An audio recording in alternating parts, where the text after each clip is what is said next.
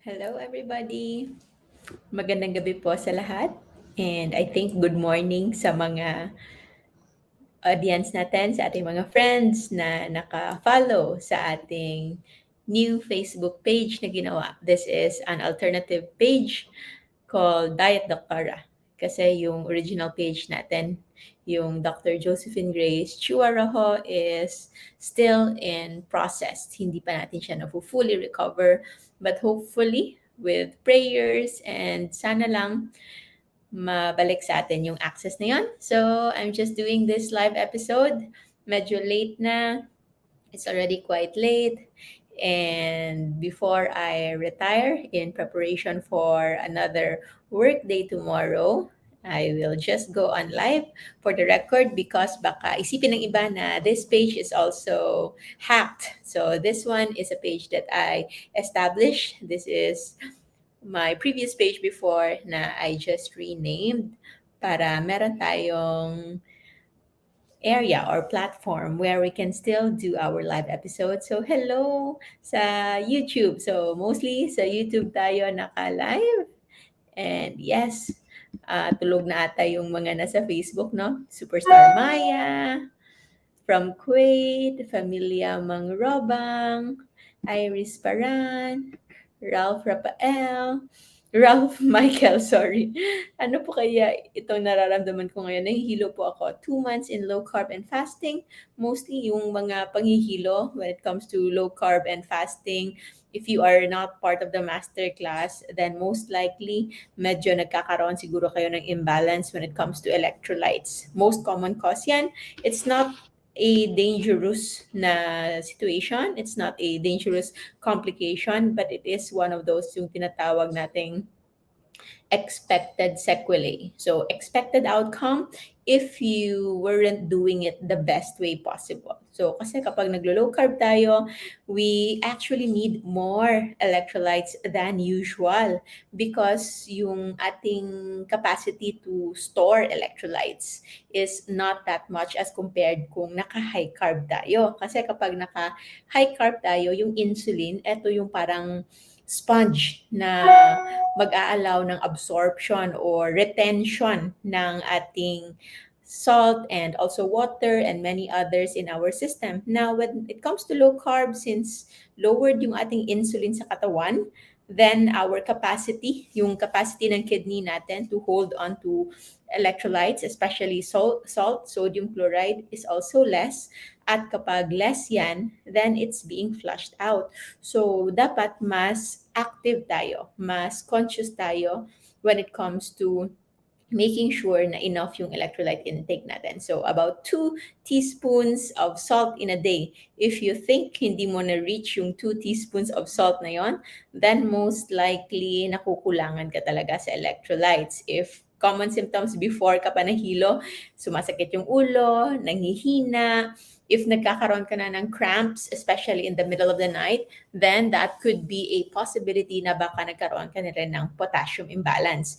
Usually, electrolyte imbalance first na on sodium, on salt, and then kapag hindi yan na-correct, hindi yan na-address, most likely pwede yang mahulog sa potassium na low potassium, hypokalemia. I have heard meron dang iba na nasugod sa emergency room because of hypokalemia. And that is the reason why we actually don't want you to go through it basta-basta without first equipping yourself with the right knowledge. So, we have a lot of free videos in YouTube. Nandyan lang yan when it comes to electrolytes, kung saan yung natural sources ng electrolytes, how you can make sure na enough yung electrolyte intake mo in a day. And also, if you wish to be guided, ongoing pa rin naman yung ating mga low carb and fasting masterclass for those who want to do it the guided way. Message nyo lang yung admins natin. Okay? And meron po ba kayong pregnancy about low carb? I think we've mentioned it many times. I think it was the episode also that I did with my sister, Attorney Chu, Attorney Kath, and husband Ken Chu. Pinag-usapan namin yung low carb journey niya during pregnancy and even while breastfeeding. But I think it needs another episode kapag nagkaroon sila ng time because they're also very busy. Kapag nagtagpo yung schedule namin, we will talk about low carb during pregnancy, how she did it, because so far, no bias ha, objective lang. Yung pamangkin ko sa kanya, he was just the healthiest baby na nakita ko ever. Nung kami ay nasa med school, internship, and postgraduate internship, kami yung nagpapaanak, di ba? So we, even if I'm not an obstetrician, but in training, we were exposed to childbirth na kami yung nagpapaanak. So, nakikita ko yung iba't ibang mga bata. And yung pamangkin ko na yon, yung kanyang umbilical cord, yes, siya yung pinakamalaking umbilical cord na nakita ko. Pinaka-robust, pinaka-healthy. And he's also growing right now, not just at par with age, but somewhat advanced for his age. Yung developmental milestones niya is so good. And at, I think, starting 6 months old, pinapayagan siya, there's vegetables in the table, there's meat in the table, and he would prefer the meat. So of course, guided pa yon kasi ayaw nating ma-choke siya. So, but we can see how a human baby naturally prefers meat than vegetables. So, right now, pinapayagan siya kung anong kainin niya. At 9 months, he's already eating meat, chicken, fish, eggs. Eggs, hindi niya masyadong gusto yung eggs. Like on preference, mas gusto niya yung meat, especially yung mga matataba. So, he is also very, very healthy. Yung skin niya, hindi pang baby. Yung hair niya, hindi rin pang baby na manipis. Parang pang adult na talaga. Sobrang amazing. Anyway, yes, thank you for that. Meron na tayong napag-usapan na natin yan many times, how she did it with low carb na during pregnancy. Hello, Nestor Rodiles. Hindi ko alam kung ano yung mga vowels sa pangalan mo. So, hello, Heidi. Herminia from UK. Alam mo, nagpaplano kami ng friend kong pumunta sa UK maybe this year. Magtutour kami doon. So, hopefully, makakagawa tayo ng meet and greet UK, no? Ang saya naman. Sana. Tingnan natin. Hello, Tenten. Hello, Inday. From Bukidnon. Wow, gising pa. Akala ko ako na lang yung gising. Gising kasi talaga ako around this time. Mostly, mga 12 ako mostly natutulog. But hindi ako nakukulangan ng tulog. Because I also wake up late. Buti na lang yung schedule ko sa trabaho. Tamang-tama talaga sa akin. We sometimes go as late as 1 a.m., 2 a.m. Pero buti na lang, yung earliest namin so far, kung 9 a.m., yung 9 a.m., ano na yon, early na yon, rare yon. But mostly 10 a.m. So, okay na din. Makakakuha pa rin ako ng 7.5 hours of sleep. So, hello po. Yes, pregnancy and low carb. Mayroon tayong, I think we already had multiple episodes about that, especially yung together with Doc Kim, ang ating in-house OBGYN, who is also one of my closest friend in my life. So, Dr. Kim Saskia Espirito Veloso na ngayon. So, and also, Dr. Kim is also pregnant right now and still doing low carb. So, hopefully, we are praying for her successful pregnancy. So, hello, Roslyn from Jerusalem. Hindi ko pa napuntahan yung mga lugar na yan. So, ngayon, ano lang tayo? Kamustahan lang tayo. It's been a while since nakapag-live tayo. Medyo na-stress din ako ng konti sa ating page. And so, while waiting, we can just continue and move on muna. But hopefully, mariretrieve pa rin natin yung ating original page. So, this one is just an addition. Hello, Liza Mengay from Jeddah, KSA. Hello, MRHL. Ano yan? Hello. Love Torre Carion. Good evening din po. How to join the masterclass po? You can just message this page. Although, hindi ko pa na-add yung mga admins natin, but we will add them tomorrow para you can coordinate with them on how to join the masterclass. Our masterclass is still intact pa naman. Teresita, good evening. May Ruiz from Pangasinan. May high blood po ako, Doc. Pwede ba sa akin ng low carb and fasting? May maintenance po ako, Losartan, Kenzar, 50 mg. So, Actually, nagka-hypertension ka if you look at your food, which is the typical food natin, is actually high carb. So doing low carb is, for me, with my experience, is your best way to normalize your blood pressure. I've seen it closely sa close friends ko, sa family members ko, and even on my patients na normalize yung kanilang blood pressure with the right guidance. At kapag kasi meron ng iniinom na gamot, those medicine mostly binigayan with just the same na processes na nangyayari sa ating katawan if we are on high carb. But when we do low carb, there is a bigger chance na yung blood pressure mo ay babagsak talaga, especially if you take care of your electrolytes, kasi minsan nagkakaroon ng fluctuations sa ating blood pressure, not because of inflammation, kasi yung inflammation talaga yung trigger ng pagtaas ng blood pressure natin. And when we do low carb, once the inflammation is gone, usually yung compensatory mechanism ng ating heart, ng ating blood vessel to constrict, to contract, at nagpapataas ng blood pressure ay hindi na kailangan. That's why it's being normalized. However, if you are not consuming enough electrolytes, the electrolyte imbalance alone can also cause fluctuations in BP. So, na-observe yan ng iba, especially yung mga hindi naka-masterclass who did it on their own, successfully lowered their blood sugar but not their blood pressure. Nakikita nila, minsan tumataas, minsan bumabagsak, and they don't know what's going on, and it's because of imbalance with electrolytes. But of course, since meron ng gamot, we advise that you consult first with your doctor, you work with them. And marami sa ating mga masterclass enrollees who still are under the care of their cardiologist, the same internist, the same family medicine. It's just that sa masterclass natin on hypertension, tinuturuan namin kayo on how to monitor your blood pressure, how many times a day, at ano yung babantayan. And then at the end of 1 month, for example, you can have your consultation with your primary doctor at ipapakita niyo sa kanila yung monitoring, and they can assist you kung paano pababain yung inyong anti-hypertensive medications like losartan or Kenzar.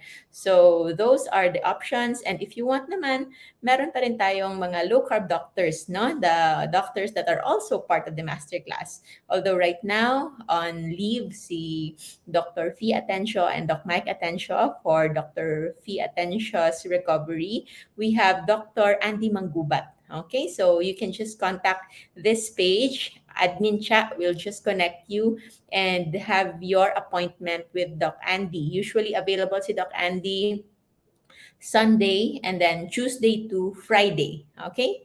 Well, hindi siya available ng Mondays and Saturdays. So you can consult with him para mas mag-guide kayo. And he can also advise you kung kailan kailangan ng pababain yung dose or kailangan bang i-change yung gamot or whatever. Case-to-case basis yan.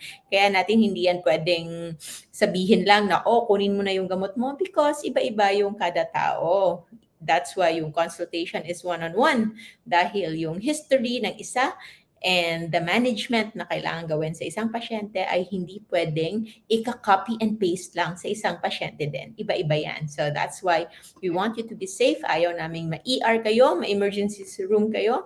So you do it the right way. You don't make your health cheap. Okay? You prioritize your health kasi importante yan. And I'm so happy na dumadami na tayo ulit. And even if our page is still new, you can help invite your friends to subscribe or share this page natin, yung Diet Doctora na page, para mas matulungan natin kasi marami yung hindi na notify because of our previous page nga was hacked, and also from my brother's page, Engineer Andrew Kisi Rojo, and of course in our YouTube channel. So mag 3 months na po ako LCIF sa June 7. 21 kilos na po ang nawala sa timbang ko. First time ko lang po mahilo ngayon. Siguro dahil din po ito sa vertigo ko.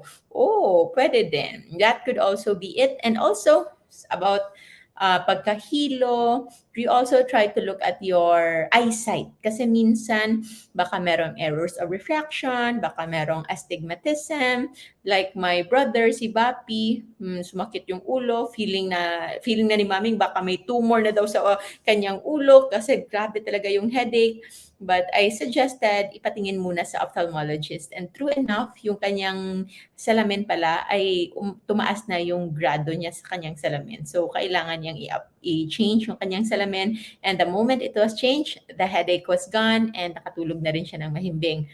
So you can also have a checkup with your ENT doctor. Hindi kita kasi ma-assess but there are maneuvers that we do in our clinic para ma-check if totoo nga yung vertigo. But so far in my experience, vertigo pwedeng bigyan ng gamot, and the need for medication is also not that high kapag yung katawan mo ay no longer in inflammatory state. So, stay low carb. Make sure you have enough electrolytes because yung balance center natin sa ating ear, if you search our inner ear, meron yung parang shell, parang nautilus, yung parang shell na spiral. And then there's inside and outside na component. And there should be a balance on electrolytes. Ganun ka-importante yung electrolytes. At kapag nagkaroon ng imbalance dyan or dehydration, that can still manifest as dizziness, vertigo. Yung hilo, meron niyang marami, hindi yan ganun kasimple lang na akala natin na hilo lang. When it comes to vertigo talaga, kahit nakaupo ka lang, feeling mo yung buong surrounding mo, yung mundo ay umiikot. Or even if you are just sitting still, merong mga waves, para daw nagwe-waves yung nakikita mo sa paligid mo. So it's really, really debilitating. So dapat consult your doctor and always have fall precaution na baka matumba kayo. So, take care of your head. Importante yan. Avoid head trauma at all cost. Okay?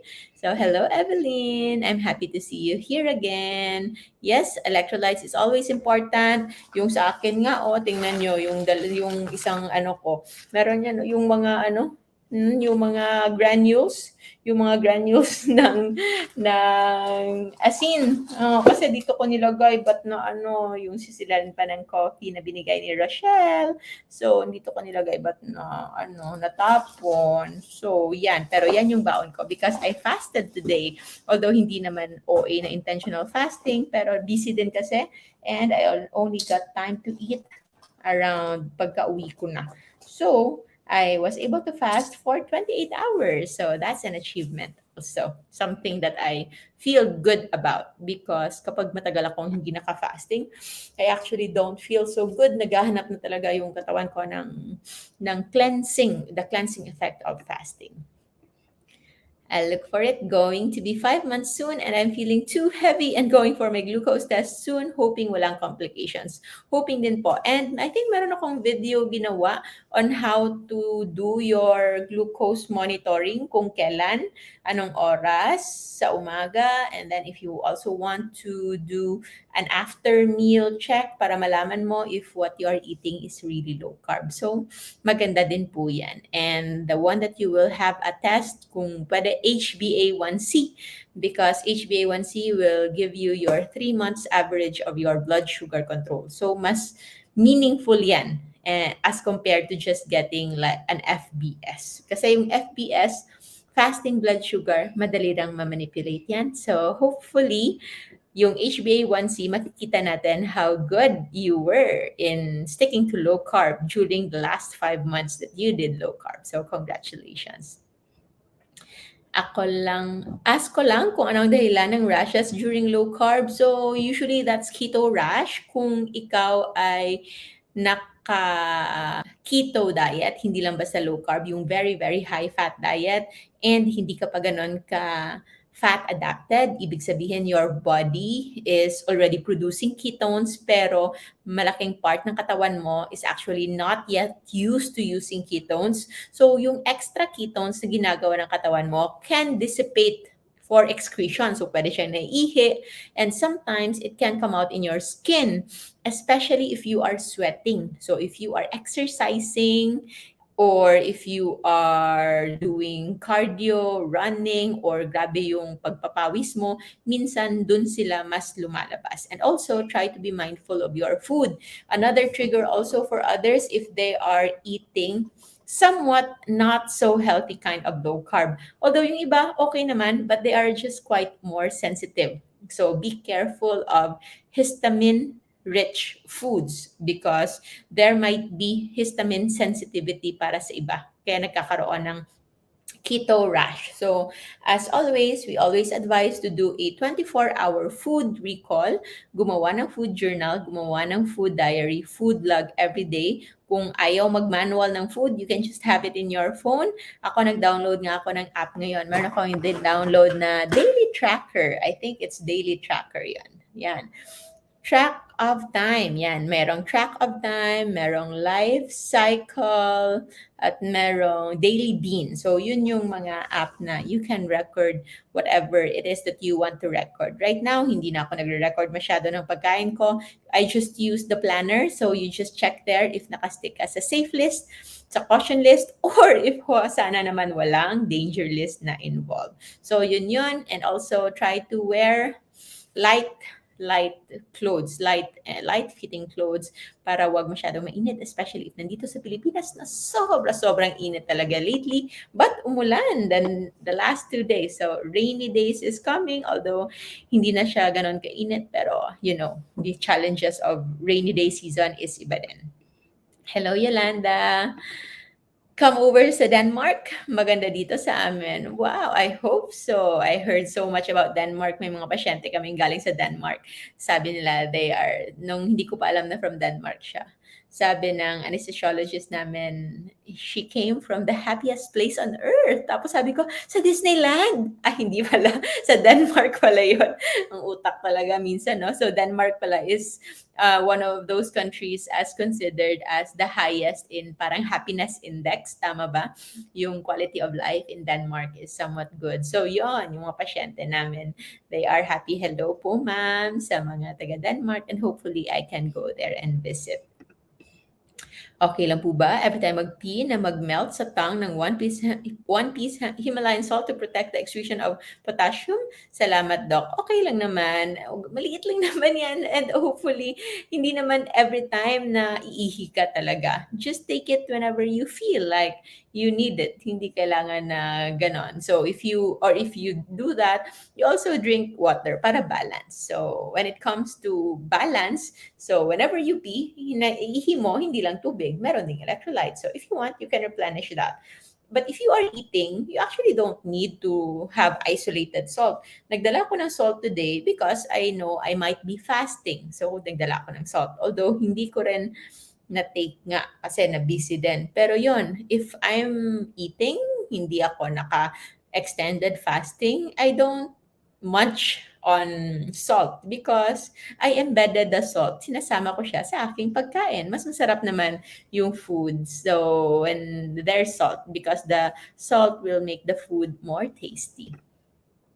Hello, Kurjan TV from Agusan del Sur, and Rapken from Pangasinan, and Maria, and Beth, and Teresa. Nag-follow ko sa mga videos, and I'm starting low carb. Thank God, 9 days. Wow, congrats. Tells me about you, and I'm happy about it. I have blood pressure, elevated blood pressure, and thyroid problem. Yes, I hope it will help you. Meron tayong masterclass for sa ating hypertension and autoimmune disease. So, thyroid problems is under autoimmune disease. So, nandun yan. Diyan lang yan. And medyo, I think, tulog na yung mga admins natin. But don't worry, your questions will be answered tomorrow kapag nagising na sila. Hindi ko rin kasi sila nasabihan na magla-live ako ngayon. Because alam nyo naman kung ano lang pumasok sa utak natin at kung kailan lang tayo makakaroon ng time na maka-live. Ano kayang dumi na to? It's just on my screen. So, yon. So, thank you. Yun, alam ko talaga yung mga maraming mag-online ngayon ay hindi dito sa Pilipinas kasi iba yung tulog na mostly yung mga kasama natin. Unless may mga insomniac dyan. Annalyn from Connecticut, USA. Hindi pa rin ako nakapunta ng US. Gusto ko sana makapunta, kaya lang wala pa akong makitang reason. Naghahanap ako ng training program or something. Excuse, kumbaga, para makagala tayo dyan. And hopefully, I can meet Low Carb USA na mga team. Herminia Ravina, how to address po ang hair loss and dry skin? Eat more. Maybe nung nag-low carb ka, takot ka pa rin sa taba. No, because Yung problema actually ng hindi naman problema 'no, pero it's, an actual happening sa mga naka-low carb at bastante yung pagkain ng taba, 'yan very oily. Ako very oily. Hindi lang halata kasi before ako nagla-live nagpa-powder ako para hindi naman gano'n ka-shiny yung mukha ko. Pero in real life sobrang oily talaga. Sa dami kasi very rich in saturated fats and natural fats yung mga kinakain natin. And also, hair loss is in need of proteins and good fats. So, yan yung ating hair. Yung kulang lang sa hair ko is supply. Pero otherwise, it's very, very healthy. Hindi na tayo nagpo-problema ng hair loss. Just eat enough. Eat more foods, eat more natural foods, more meat, more proteins with natural fats. Kung kakain ng pork chop, kainin ng buong pork chop. Huwag ihiwala yung taba. Kung kakain ng organic and ano yon, yung mga free-range chicken, huwag na alisin yung skin. Kainin na lang yon. Maliit lang naman yon. Kung kakain ng steak, pumili ng mga marbled steak. So, don't avoid the fats. Eat them together with your proteins. Okay? Hello, Redan from Abu Dhabi and Gail from Cebu. Kamusta ang mga taga Cebu? Nianha ko og Cebu last May 9, na? Election. May 9, overnight until 10. So, hope to be back. Cebu is my second home. I stayed in Cebu for more than 10 years, then a college and med school. Teresa from Kuwait. Arlene, also from Kuwait. Nagkakilala ba kayo? Dahil sana gumawa ng low carb Kuwait or baka mag-meet and greet tayo in Kuwait. Sana open ang travel talaga lahat. Pangasinan, Rose Season. Lilette, General Trias Cavite, Karen from Canada. Hello, Jonathan. Hello, Joy Tumaning from Washington. I have a friend na from Washington din, pero nandito siya ngayon sa Pilipinas. Lisa Cabaya from Abu Dhabi. Carl from Bulacan. May Ruiz from Pangasinan. Hello, Ayeng! Pinakamamahal natin yan. And also one of our admins in Life Without Tries and LCFF community. So, I miss you too. Sana nga ma-retrieve yung pages. So, patuloy lang tayo sa panalangin. Maraming salamat. Good evening, Anna Marie and Marilu from Hong Kong. Tagal ko nang hindi nag-Hong Kong. Aaron John, hello po. Ano ito, Ayeng? Ano ang gusto mong ipahiwatig, ha? Lilette Chan, hello from General Trias Cavite. Marby, hope to start low carb seriously na. Okay, when it comes to starting something, hindi lang low carb, ito yung mga na-learn ko. Iba't iba yung nakakapag-start sa mga tao.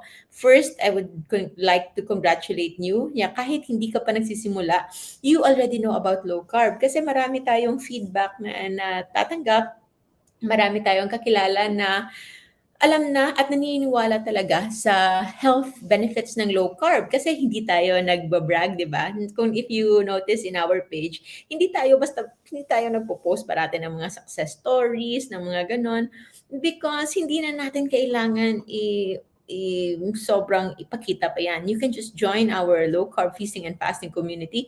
Every day, makikita niyong hundreds of people hindi lang naglo-lose weight, pero nawawala na yung mga gamot nila and even removed by their own doctors. Yung mga naka-insulin for decades, hindi na kailangan ng insulin, oral medications na lang. Yung mga naka-oral medications, ngayon wala nang oral medications. Yung blood pressure normal na, even their cardiac status, their heart status improved, galing sa parang puputulan na sana ng paa, naka-CKD, it's all improving from CKD4, CKD3, ngayon CKD1 na lang, almost normal na. So maraming ganyan.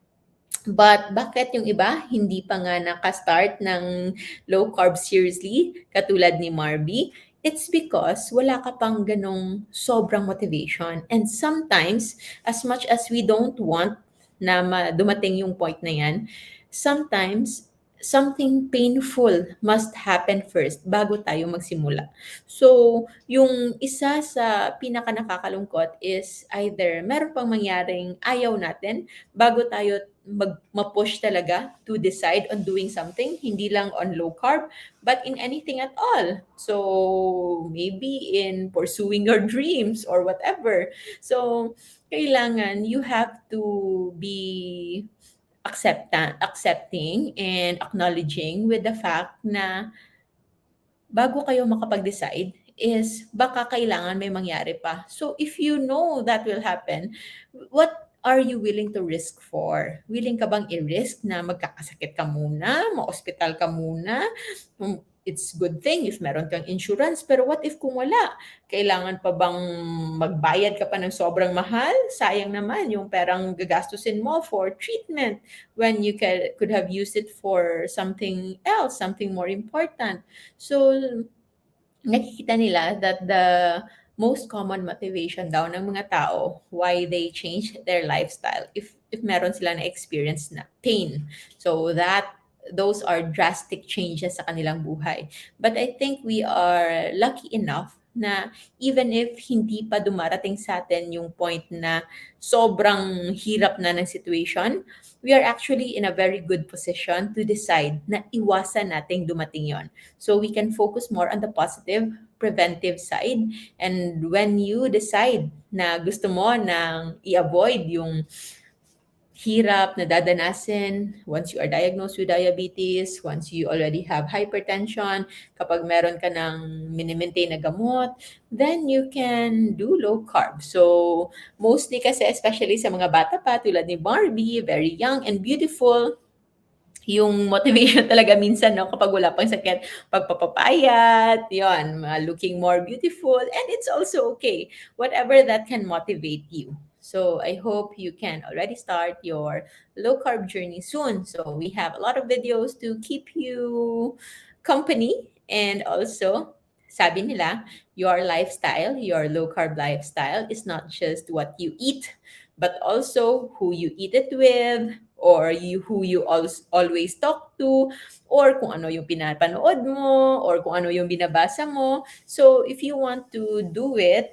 maybe you can also try to improve more kung ano yung mga i-allow mo sa buhay mo. So maybe you can follow other low carb advocates, keep watching their videos, and also do your groceries with our food list, low carb food list.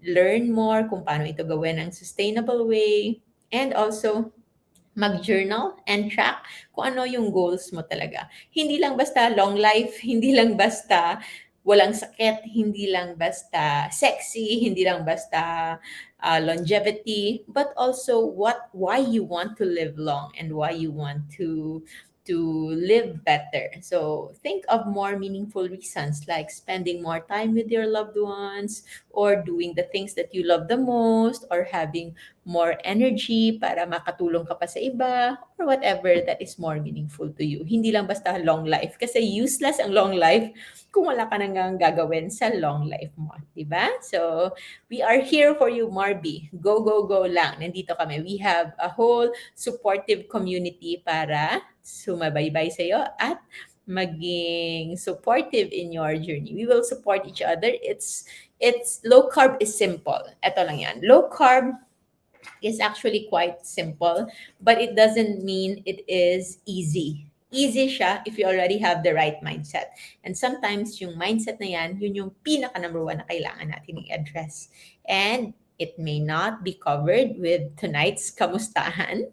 Okay? But hopefully, as we go along, as we continue our live episodes, I think starting tomorrow, makakapag-live na tayo ulit because tinapos ko na yung gym session ko. So, na-complete ko. That's already a big accomplishment for me, ha? Kahit pa lang 10 sessions yung coaching session ko sa gym. Malaking bagay na yun. Malaking bagay na yun. Kasi yung swimming lesson ko before, way back years ago, hindi ko rin natapos out of 10 sessions. Parang 6 or 7 sessions lang ata natapos ko. Pero natuto naman akong lumangoy, pero hindi ko natapos. So, finishing the 10 sessions alone, malaking achievement na yun sa akin. So, payagan yun ako. So, that's why I need to focus more on other things. I think nakabuild na ako ng enough muscles. Mataas na yung protein proportion ko sa aking body composition. So, meron akong reserve na muscles for fasting. So, I will go back to fasting muna. And so I can do more. Kasi if I'm just exercising and no fasting, hindi ako ganun ka-productive. Not as productive when I am on my fasted state. So, yun, daming kwento, no? So, sige lang. Huwag kayong mag-alala. Tapusin natin to in a while. Pwede ba uminom ng magnesium, potassium kahit walang laman ng tiyan before bed? Maraming salamat po.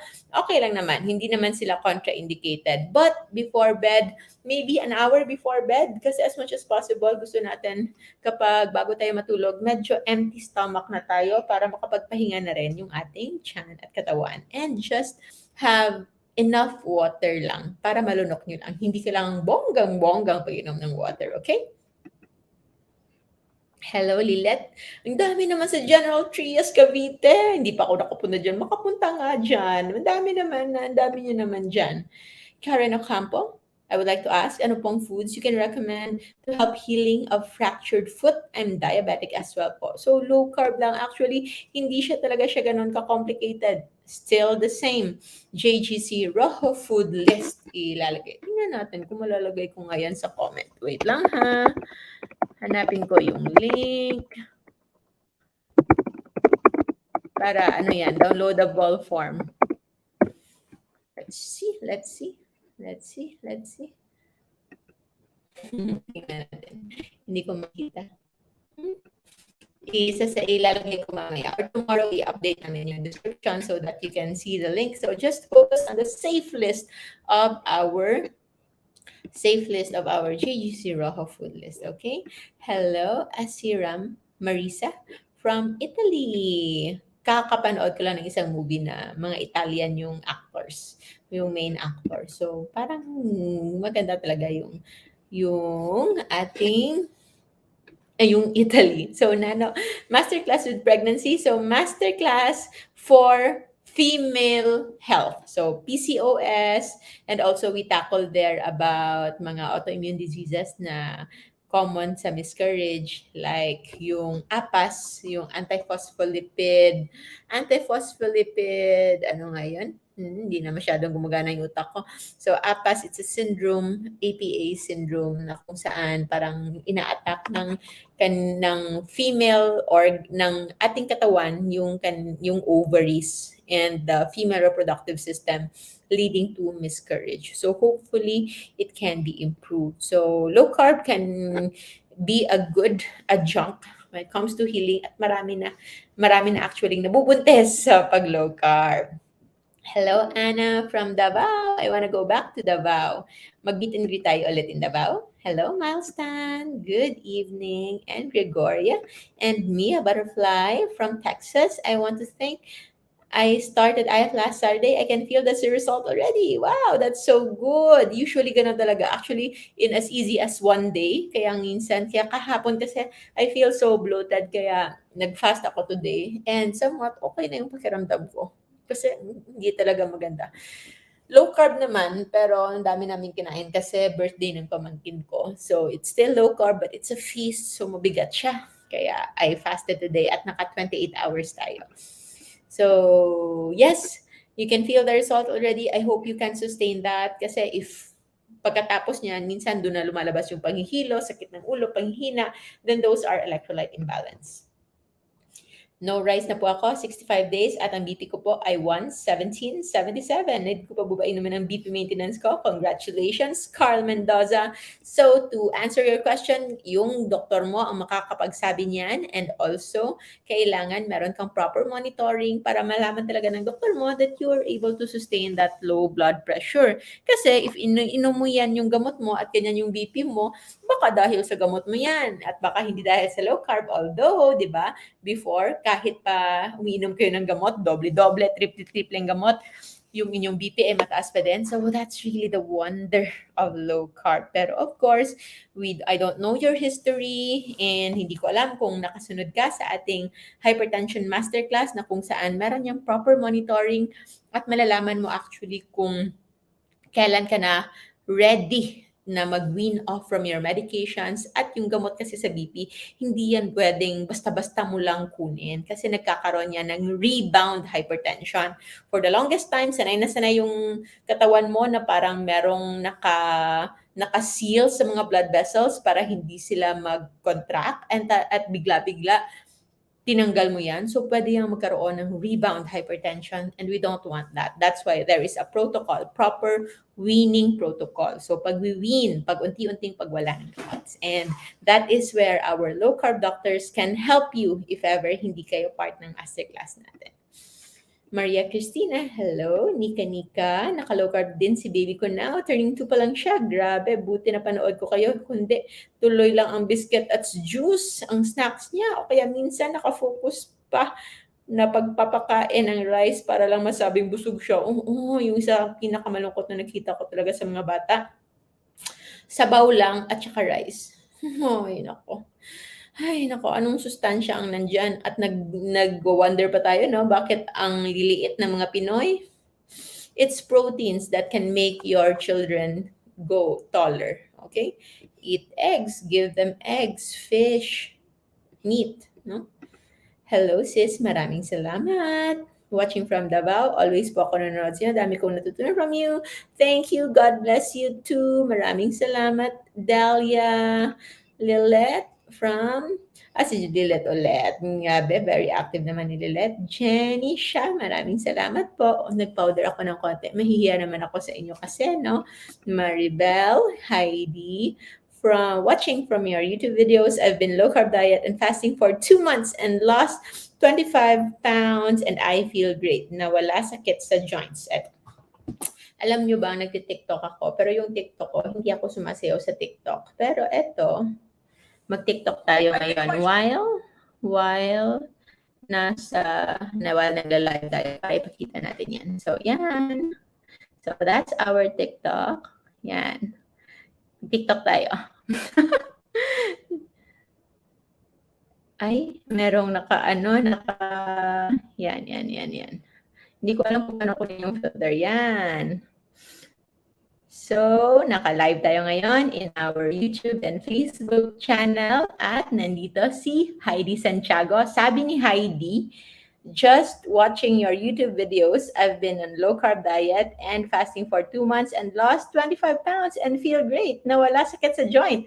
So, yun yung pinaka-amazing, no? Nanood lang ng video at nag-follow ng mga pinagsasabi natin, which is low carb and fasting, at nawala na yung 25 pounds, pati yung mga sakit-sakit sa joint. So, isn't that amazing? Yung iba, hindi yan makakapaniwala. But it's only until ikaw mismo ang makakapag-try niyan, ikaw mismo ang makaka-experience niyan, that you will already see that it is true. So for those who are struggling to lose weight or those who are struggling to get up in the morning nung nahihirapan ng umakyat sa hagdanan, nahihirapan ng tumayo, then maybe you need to lighten your load. Okay? Kasi baka yung weight ninyo, yung timbang ninyo is already too much for your spine, for your back, for your legs, for your soles of your feet. Kaya nagkakaroon ng aches and pains. And also, it is the inflammation in your body.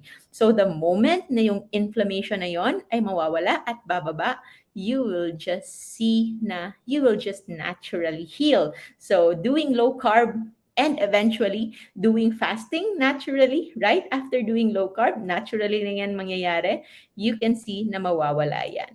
And don't take my word for it. Hindi nyo kailangan maniwala sa akin. You can just try to remove. Anong pinaka-common? Anong una mong kinuha, Heidi? Kanin din ba? Rice, and then yung mga breads, and mga pasta, mga desserts, at eto pa, yung isa na parang hindi paniwalaan ng iba, fruits. Kasi for the longest time, brainwashed tayo that fruits are the healthiest thing on earth. Only if it is the only thing you're eating. Pero kung kumakain ka ng fruits on top of your rice, on top of your biscuits, of your soda, soft drinks, fruit juices, at many more, nagsama-sama mo sila, then those fruits are just extra fructose, extra sugar sa katawan.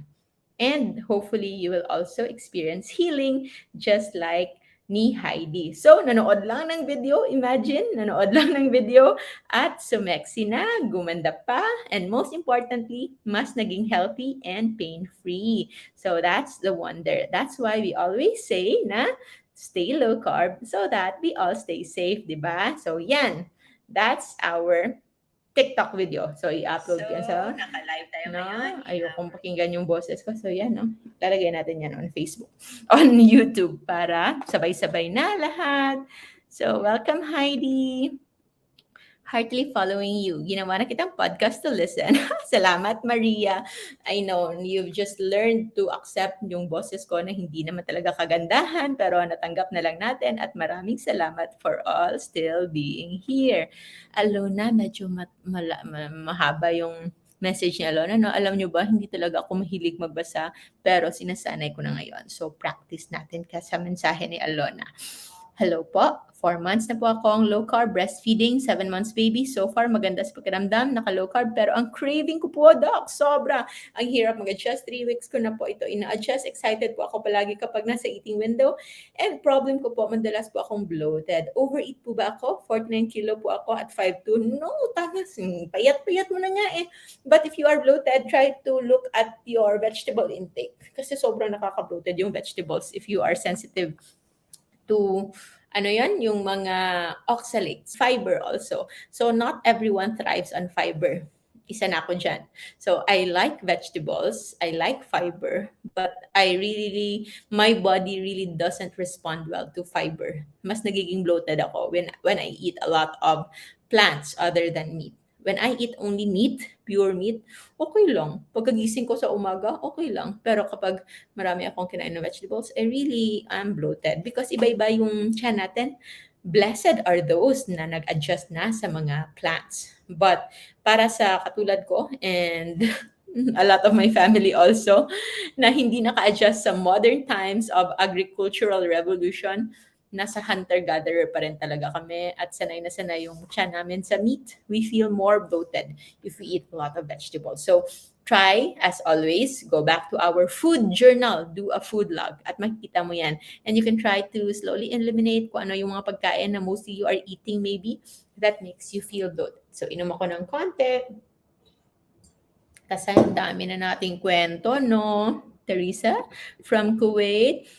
Low carb may anxiety, marami actually ang nag-improve when it comes to mood and anxiety. Ang last nga nating masterclass for low carb and fasting masterclass would be on mental health and longevity.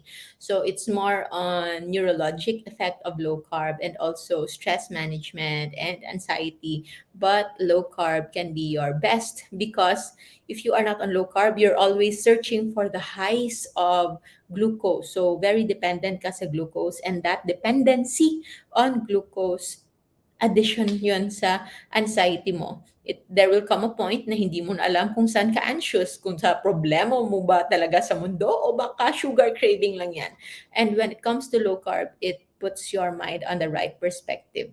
Yung totoong problema, we can face the real problem head on at hindi siya nako-confound ng cravings from sugar. Because sugar cravings can really tick off our supposedly okay brain. Nagiging unhappy siya, nagiging anxious siya. So, marami na rin yan. Okay? So, I hope you will be able to see the difference as well. Jo Yasmin Bautista from Bahrain, starting low carb. Congrats! Lilette, Cheryl, Mia, Miles. Okay ba talaga yung vaccine? So yung vaccine, hindi talaga ako makakasagot kung okay yung vaccine. Pero this is my stand, okay? This is my personal stand when it comes to vaccine. So even if there's business in vaccine, I still want to believe na it's coming from a good place, that they really want to eradicate something, even if it means them profiting. Now, the safety of vaccine, So far, safety-wise, by majority, mas marami yung walang negative impact. Meron akong kilala na nagkaroon ng adverse events, ng complications when it comes to vaccine, but only those people who are unhealthy in the first place. Okay? So, nagpa-vaccine ako mainly for travel purposes and also as requirement for work. Personally, I don't feel na kailangan ko ang vaccine because before ako nagpa-vaccine, I got myself tested at meron akong IgG. So that is a long-term immune antibodies against the virus. But in compliance sa work in the hospital where I was affiliated that time, kailangan ko magpa-vaccine or else hindi ako makaka-work doon. So nagpa-vaccine ako for travel purposes, for work purposes, for solidarity purposes, and even if I know na yung safety profile may not be 100%, but I trust my immunity so well. I trust my health so well. Naniniwala ako sa healing ng low carb, ng fasting, and I know my body very well na kung meron man side effect yung vaccine ay kayang-kayang labanan ng katawan ko. So, medyo ano siya 'no, medyo ano 'yun, ang hambog pakinggan 'no, pero yeah, I really believe in low carb. I was so sick my whole life. I was always sickly. May asthma, parating pagod, parating antok, parating may mga allergies, and all of that nawala yan when I started low carb. So I know my immune system is well. So that's why even if yung vaccine is hindi 100% talaga safe, okay? Maybe 99.99% safe. That 0.1% is something that I'm willing to risk because I know when my body is healthy, those those complications will not happen. Those complications are also found and seen in people who are unhealthy in the first place. That's why at the end of it all, pinaka-importante, magpaka-healthy muna. When you are healthy, when your body is not in an inflamed state, then whether you vaccinate or not vaccinate, you are most likely still going to be safe. Ganon yon. Okay? So, the decision will be yours. So, yan. Nagpa-vaccine ako. And then, nagpa-booster na rin ako kasi required na din yung booster. Pero yon, wala ring side effect. Even the slight fever or weakness, no, after vaccine, diretso ako work. Wala lang. Hello, Driana. Hello, Danilo and Len and Lilette and Gail. Meron po akong fatty liver, gallbladder stone, and high cholesterol. Starting low carb, Feb 2022. Can I continue doing my daily exercises? April lang ako nagpa-general check-up. So doon ko lang po na-find out about my sickness. I hope you will heal soon. We have a specific masterclass actually for fatty liver and hypercholesterolemia, and also separate one for gallbladder stone. Kasi iba-iba yung protocol depending on the size of your gallbladder, on the type of your gallbladder stone, at kung ano yung problem mo when it comes to your gallbladder. And yes, you can continue your exercise as per usual, depending on how you feel. Kung kaya ng katawan mo, then go by all means. Okay? Huwag pilitin. Pero usually, since matagal ka na nag-start din ng low carb, most likely fat adapted ka na.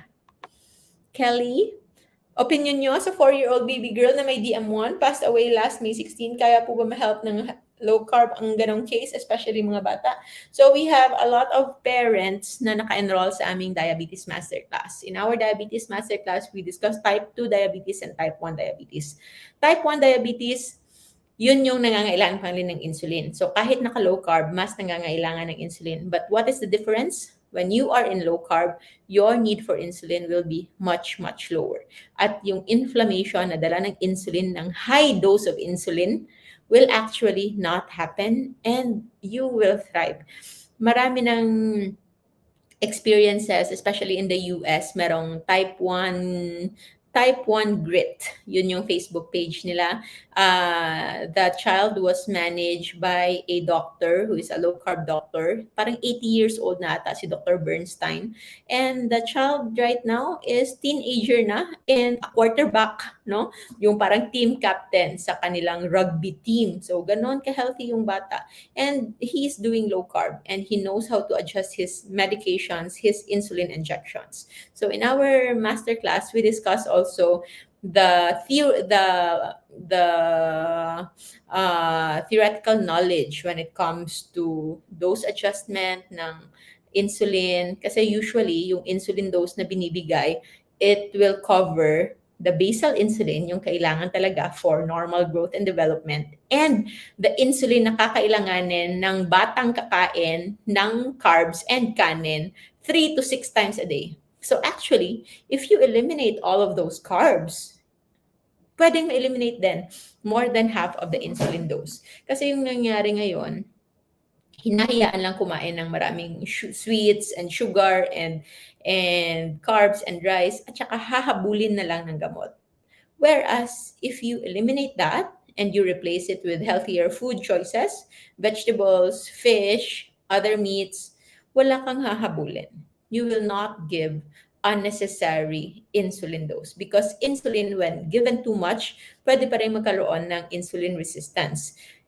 Did you know na type 1 diabetics right now in the US, marami na sa kanila ay merong superimposed na type 2 diabetes. Anong ibig sabihin nun? They are type 1 diabetics because they cannot produce insulin. However, because of too much insulin dosing, there's already a superimposed na type 2 diabetes on top of type 1 diabetes. Nagka-develop sila ng insulin resistance. Oh my God. From synthetic insulin, from exogenous insulin, from insulin na ini-inject, hindi yung galing sa katawan. It's a long topic. Mag-isang oras na tayo. Grabe, sobrang daldal ko, no? Pero yun, I don't know about this actually. Hindi kasi ako nanonood ng balita because it's just stress na wala naman akong magawa sa ganyang mga bagay. I'm just going to do whatever I can do in my limited capacity para makatulong hopefully sa ibang tao. Pero watching the news, na-learn ko yan sa professor ko nung college, si Miss G, na hindi na ako manonood ng news talaga. Sorry ha, parang apathetic ko, no? Parang wala akong pakialam. Pero kasi wala akong magagawa dyan. At minsan kasi yung news, yung tingin ko parang chismis. Ayoko talaga ng chismis. Pagod ako sa chismis. Mas mabuti pang matulog na lang ako kaysa makinig ako sa chismis. Okay? Alam ng mama ko yan. Kaya hindi niya ako kinikwentuhan ng mga pangyayari sa mga buhay-buhay ng mga pamilya namin. Unless it's really, really, really necessary, like war in Russia and Ukraine, yun, nalaman ko na yun. Although the details, hindi ko pa rin alam. Or kung sino yung nanalo, yun lang yung alam ko. But the nitty-gritty parts, I don't concern myself with the things that I'm not really directly involved with. Okay? Redan, Adonna, thank you. Welcome po. I'm happy 2 years na po nag-low carb. Wow! Di na nagsasaing. Wow! Friends na friends kami ni Redan. Redan. 2 years nang hindi nagsasaing. Hindi dahil tamad, hindi dahil walang pangsaing, hindi dahil wala kang rice cooker, but dahil naka-low carb. Happy sa result about my health. Welcome. May heart pa si Redan. Hello, Rosa. I want to push through, mag-low carb through guidance of doctor. How po? Dati na ako kasama sa Subikyat Cruise. Ay, si Ma'am Rosa! Oo, si Ma'am Rosa, ikaw yung nurse, ikaw yung ma'am dentist, di ba? Alam mo, hinanap kita kasi kailangan ko ng dental check-up. Then, ikaw ba, parang dentist si Ma'am Rosa. Oo, hindi ka pala nagpatuloy sa sa masterclass. Mag-masterclass ka kahit yung 14 days lang. You contact Admin Angela, yung kung saan ka nag-register for the Subic meet and greet. Vida from Germany. Hello, Joy from Cebu City. Ivan and Fino. 13 kilos po nabawas sa akin in 4 months na wala po GERD ko. Kaya lang, mataas po LDL at uric, normal triglycerides, PP, normal, allergy pa din ako, panay hatching tuwing pagising sa umaga. So maybe you did low carb, but maybe, just maybe, hindi naman ako sure, dahil hindi naman tayo magkasama kumain, at wala ako sa posisyon na i-judge ka, pero baka low carb yung kinakain mo, but it could be inflammatory low carb. Baka from time to time, merong mga spam, merong mga bacon, and hindi tayo ganun ka-mindful sa mga oils na ginagamit, kumakain sa labas, and yung mga inflammatory products na embedded there. So, When it comes to your LDL, usually it's not really a big concern. Uric acid is a byproduct, most likely, if you're doing low carb the right way, you are eating too much meat in proportion to your potassium intake. Okay? So, no problem actually with your protein intake. Pero kailangan, meron itong balance ng potassium intake to eliminate those excess uric acid. No? Sa masterclass natin yan. Kaya pagod akong umulit ng sobra-sobrang detail. Pero yan, uric acid is actually still our ongoing masterclass on CKD, chronic kidney diseases, hyperuricemia, and kidney stone masterclass. And yung allergy, sometimes baka kailangan mag-fasting. Only fasting really helped me with my allergy and then staying to low carb. Nawala na siya completely. Lagas ng buhok, still the same. Okay? Paano mag-enroll sa masterclass? Oh, sige po, just email in my email, josephinegracechua@gmail.com. Yun lang yung consistent na email natin. And admin chat will help you with your registration. Okay? James, maraming salamat po. God bless you too. Yan. So, sa ating masterclass, you can email or if you want to check our Facebook page, okay? Nandun actually yung mga sa ating mga admins. Our enrollment right now is medyo mano-mano pa, but we are now coordinating sa ating website para doon na tayo. Hindi na tayo dumaan sa Facebook. Need your advice? 140 over 102 ang blood pressure ko. No, kailangan i-control yan. Eliminate the stress muna and then do your food recall, stick to the safe list. Okay? Make sure enough yung electrolytes mo. If hindi pa din makontrol, I hope you will have a check-up with our low carb doctors. Okay? Yes, outside the Philippines, mag-masterclass. Yes, because online naman yung class natin. Okay? So, yan, marami. Oy, 1 hour na tayo. Tigilan na natin to. Magkikita tayo ulit bukas. Okay?